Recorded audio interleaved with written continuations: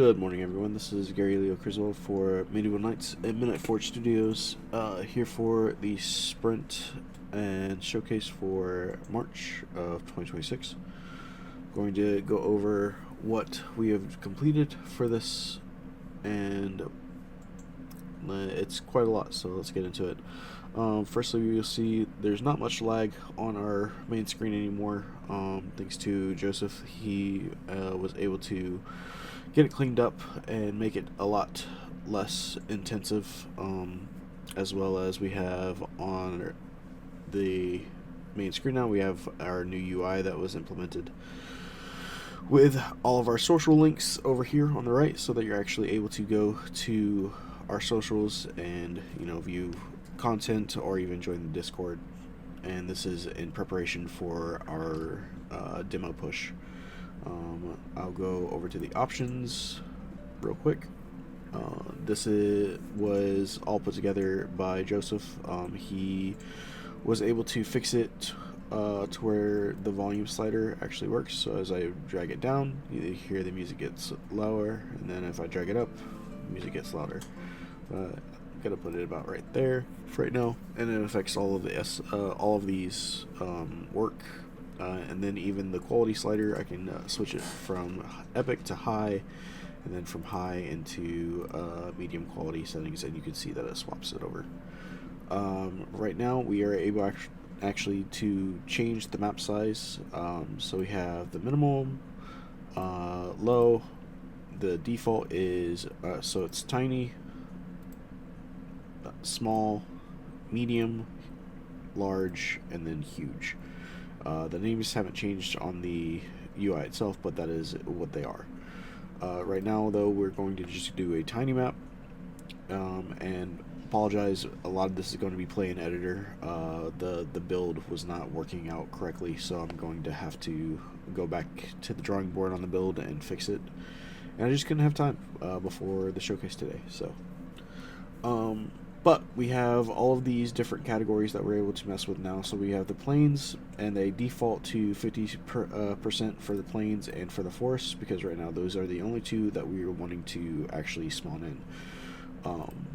But if I were to mess with one, so this is 50%, and I make it, say, 60%, which is the highest it will go, the forest will actually go down to 40%. And conversely, if I were to move this back up to, say, 55%, this would change this to 44%. And then we have tree density, which minimal will put it down to 0. And then you have low, medium, or default. So this would be half. This would be 1.0, and then 1.25. 1.5 times, and then 2 times for density of whatever it is you're messing with. And that goes for each one of these different choices, except for ore chance. Ore chance is a chance for a rock to be an ore, and if you were to put it up here, that would give it double the chance to be an ore for any rock. And then prop density are the things that are on the ground that you're able to pick up and mess with. And you can do this for each of these, except for these ones right now, because they're coming soon. Okay, so we're loading in now, and as you can see, whenever we are loading in, that things are spawning in the world as we're loading in. So not everything spawns at the same time now, so it helps drag back the latency issues and allows us to load in much faster. And then partitionally load chunks of the assets that are around you. And it does this in an area. Now these are storms. You can see storms in the distance now, and these storms will actually, they are radio storms, and they move throughout the level, and they will change depending on where they're at. But like as of right now, you can see them actively getting closer to me, and actively getting closer to the island here. They actually change whenever they hit a new biome. They'll change to a different type of weather, but while they're out there in the ocean, more or less, they're depicted as thunderstorms, because it looks really cool and it shows really well on where they're at. we have also added in a mini-map. In the top right hand corner of the screen, you can see a mini-map that shows the blue for the ocean. You can see the tan or light brown, whatever you want to call it, for the shore. There's our wolves over there. The light green is for plains, and the dark green is for the forest. But I just wanted to show off the ability to use containers now. We have these containers that hold various items, and they will actually hold and move between this and your inventory. They're varying sizes, they all hold their own inventories, and they will actually change the container size of this window depending on how many slots they have. Below the minimap, there is an icon, and so you can see that this requires an axe to farm it, or this is a workbench, or this is able to be interacted with because you're able to open it. So I'm gonna go ahead and go into the workbench, and I will show off the ability to create armor. And we have 3 different types of armor right now. We have the light, the medium, and the heavy. And it's the head, the chest piece, the legs, and the feet. Actually go in here. This icon will flip this out, and we're able to place these into here. And you will see what happens when we're done. It's finally getting light out. But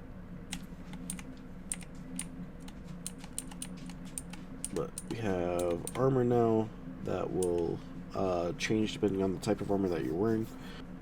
Okay, so from here I'm going to go ahead and show a little bit in the editor in our testing level because the build is being wonky, but I wanted to go over here and show off Darren Farina's work.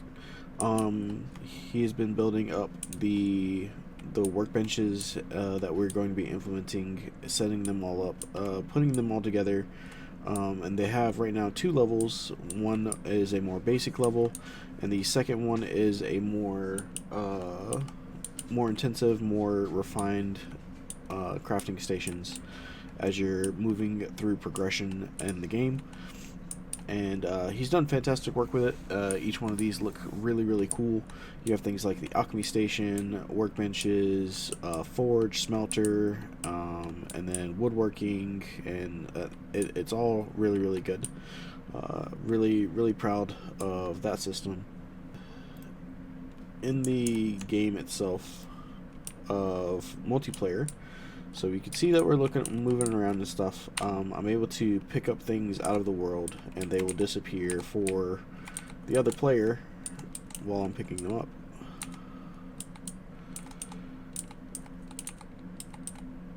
And then if I were to equip a sword, I'm actually able to equip it and see, the movements and everything from the player's perspective. Try this one out. It's a bit bigger of a rock. You can see the crack starting to form as well, and then boom, breaks apart. I'll do it again.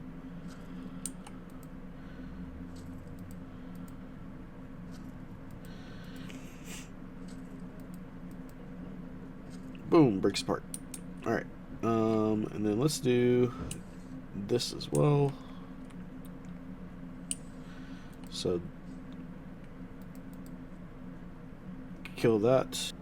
So I went ahead and I restarted it. That way I can show off the building mode in both player and the server side. So I'm able to build this up. There we go. And then he's going to continue to build it. Don't worry about that. The other guy, though, is going to go over here, and I'm going to actually put on some armor.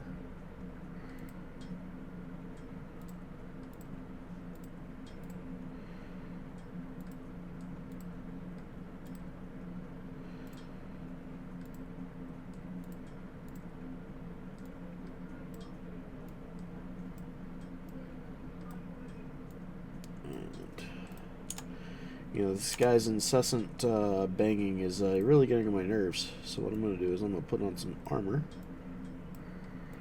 On these nice light armor here. I'm going to grab this sword. And I'm going to give him a little piece of my mind.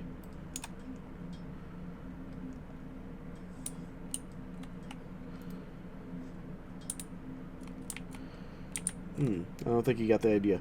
Let's try again. I still don't think he got the idea. Let's try it one more time. There it is.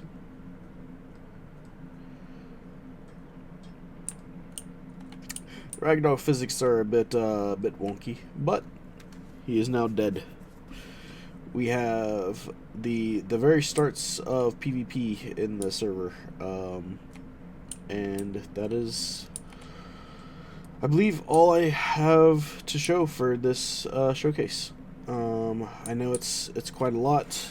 We've gotten a lot done this month, and we're still looking to continue and grow even further and get it to a playable demo state. Hopefully within the next 2 weeks. We just need a respawn system and a save system, and we should be decently ready for demos to be put on Steam. So that is it for the build. So for this month we had a total of 600 total man hours, and we expected 600, so we were able to meet our goal. We were able to get all of our hours in, and the reason for that success was, you know, we had great planning and execution with burn ups and burn downs each week to ensure our team was always on their game, and then we had excellent communication between all members of the project itself.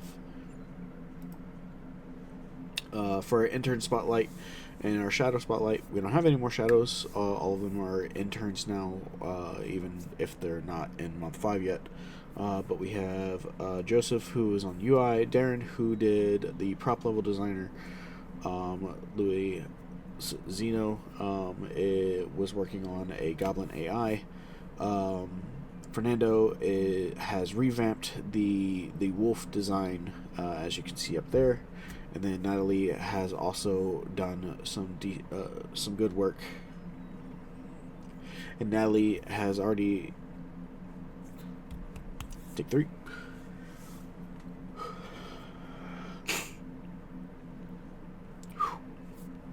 And Natalie has done some great work with the corruption zone and getting the more organic feeling and tentacles of the corruption itself.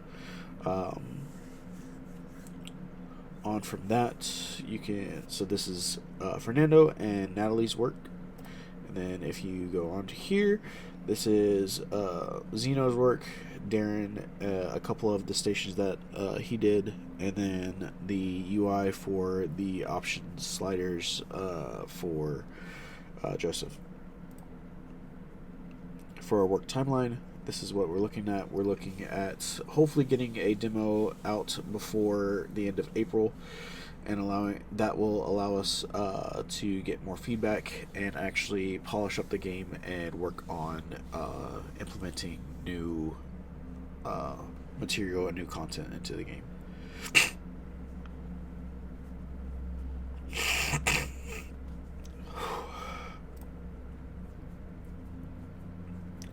Our next sprint, we are looking at making either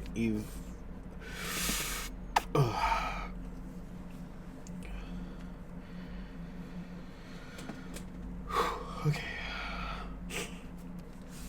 Our next sprint ideas and plans have not changed much. With the pushing for the demo, this is more along the lines of nice to haves in terms of what we want to complete. We are expecting to be able to work on this as soon as we get the demo out, and start getting the extra bells and whistles that we want to put into the game and get the game looking and working a lot better than what it initially was planned to do. The last thing I wanted to go over was that we have been making pushes into the marketing and the social analytics and media.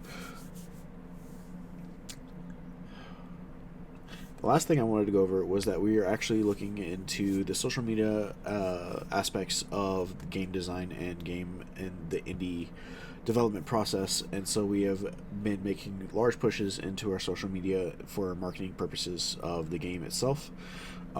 We have an entire breakdown of our views, our followers for each platform that we're on, and then the amount of likes that we have gotten, and the amount of comments that we have gotten on each one of them.